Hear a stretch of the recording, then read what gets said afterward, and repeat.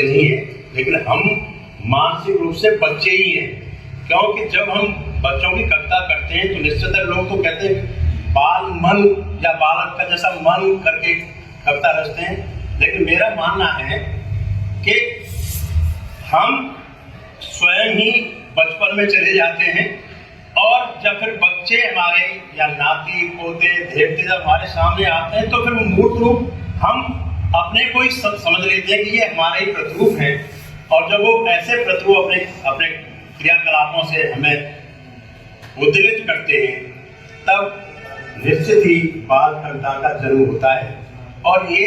जो अब ये कविता जो पुस्तक का विमोचन हुआ है वाव वाव नाम की, तो अभी मैं सुन रहा था धीरे धीरे कह रहा है ये रियल स्टोरी है, तो निश्चित ही रियल स्टोरी है। जब पोते देवते जब हमारे साथ खेलते हैं कूदते हैं तो निश्चित ही वहां से भाव जागृत होते हैं और पंक्तियां बन जाती है, मुखड़ा बन जाता है, तो निश्चित ही फिर कविता का सृजन हो जाता है। कोई प्रयास या प्रयास के साथ कविता नहीं रची जाती है, कविता का जन्म ऐसे ही होता है। निश्चित ही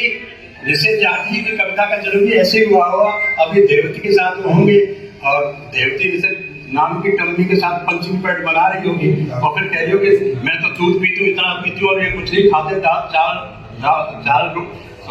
रोटी खाते फिर भी तम्मी इतनी है। तो ये कविता का जन्म वहीं से होता है। बच्चों को ये सब चीजें बहुत भाती हैं। अब क्या है, बहुत से लोग कहते हैं कि भाई विदेशी शब्द नहीं आने चाहिए, तो ये कविता में ये अपने आप ही शब्द आ जाते हैं तो वो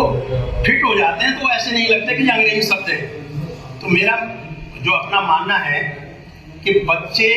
के लिए कविता करना बच्चा बनकर के ही हो सकता है, ये बिल्कुल सही बात है। बच्चा बनने का मतलब है कि बच्चों के मनोभावों को समझना,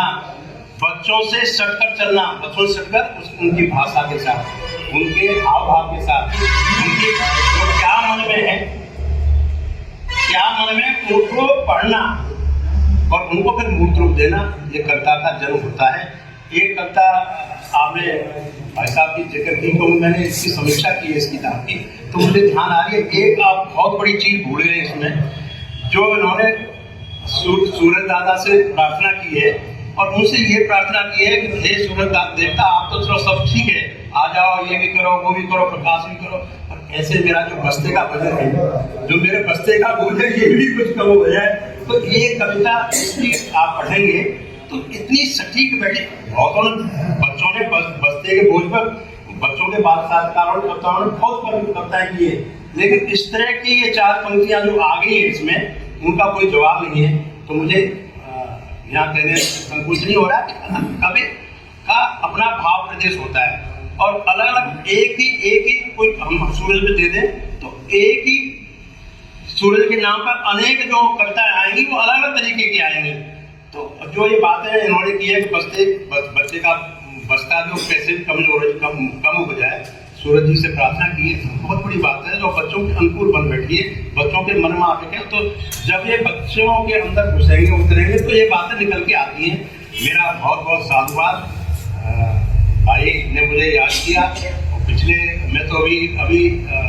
8 तारीख से अपने सहारनपुर पहुँचा ही हूँ, इन्हीं समारोह में इन्हीं में घूम रहा हूँ। भाई साहब फोन आया था कि आपके 2 बैठे और तो मैंने कहा और ये ऐसे प्रोग्राम बन रहा है, मैंने कहा नेक में पूछ मैं अभी सहारनपुर जाऊंगा नहीं, इधर मैंने घोड़े का रोटी कर दिया, बच्चा साथी बना, मैं इधर आ गया हूँ, आप सब लोगों के दर्शन हो गए। बहुत बहुत धन्यवाद।